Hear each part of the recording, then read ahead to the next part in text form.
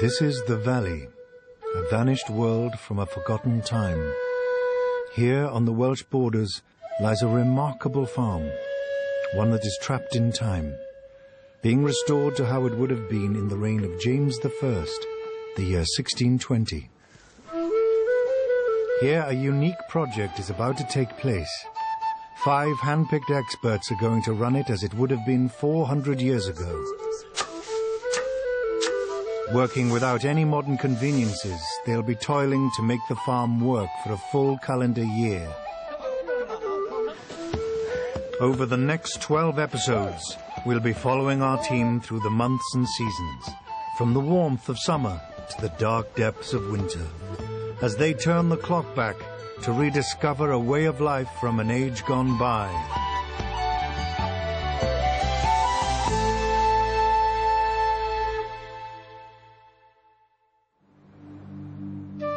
This farm, situated in a Welsh valley, was abandoned in the 19th century.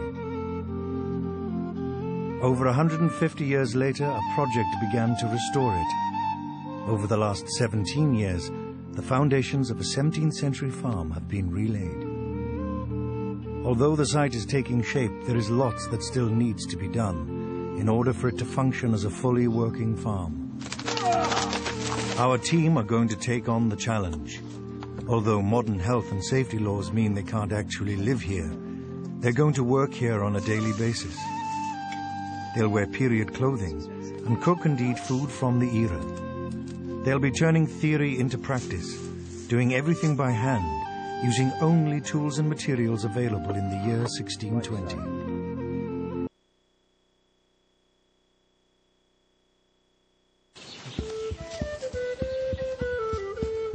It's September, and after a few days settling in, now the team really have to get to work. This is the month that kicks off the agricultural calendar. The most urgent task is ploughing. They need to get a crop of wheat into the ground if they're going to have anything to harvest next summer. This. Come on, nearly there. As was common for small farms of the period, a team of oxen, Arthur and Lancelot, have been brought in to help. No problem. Their handler is John Johnston. Oxen were the mainstay of a lot of farms in the good old days, and used to have teams varying from a pair up to 8. The competition was the horse, but at the end of the day, the horse in Britain wasn't eaten. And in Britain, we still eat oxen, and of course that was the difference in economics.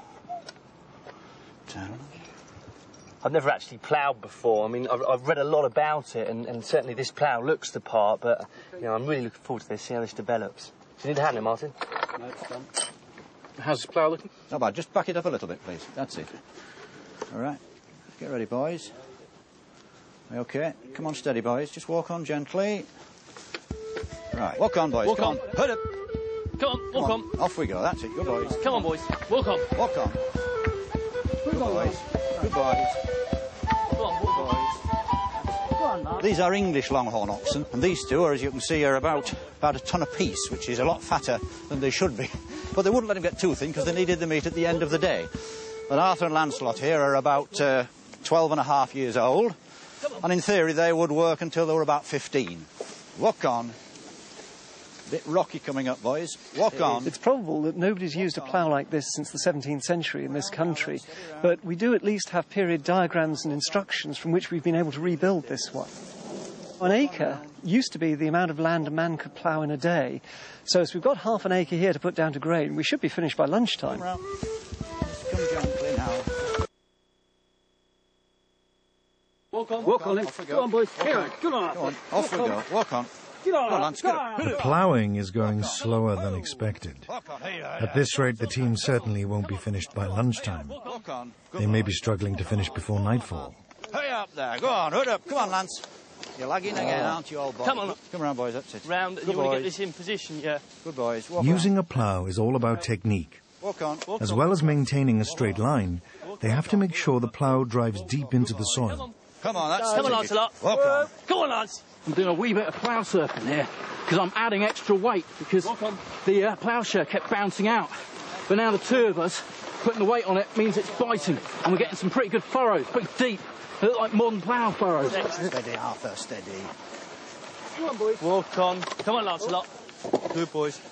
OK, we're coming to turn round. Right, jack out. Whoa. Whoa.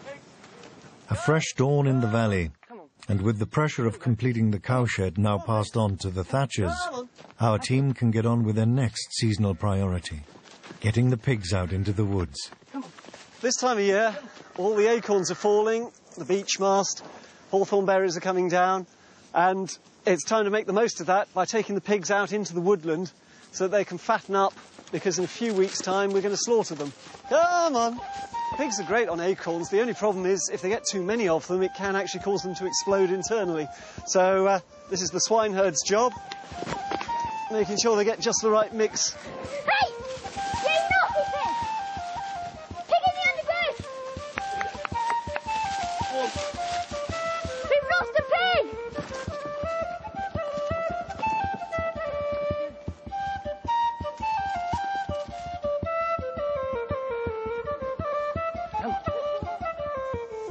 Helping Keith with the cowshed roof is John Letts, an archaeologist who's been studying ancient thatching for decades.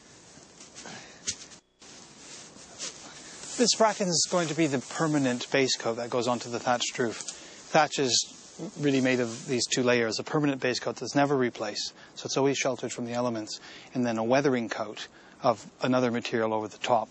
And bracken is a very unusual material to use. It's certainly not been used for a century and a half at least. You can look at it archaeologically, you can read about it, but actually doing it is something slightly different. It's full of thorns, full of spores. I'll be coughing all night, and that's certainly not recorded. Okay. Thank you.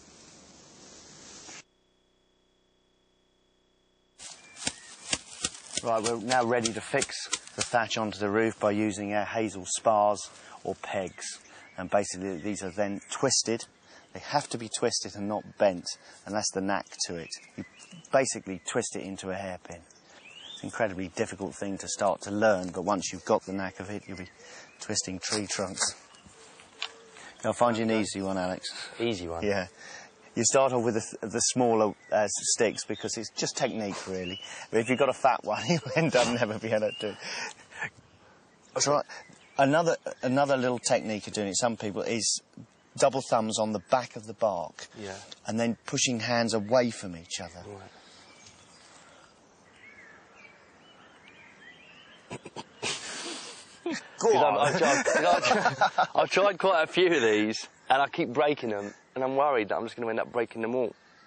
But how many have I got to do, Keith? You'll be looking at about 3,000 by the time we finish this roof. 3,000? Yeah, about 3,000. Don't bend. No, twisting. This is really hard work, this is. It's just not budging. 3,000.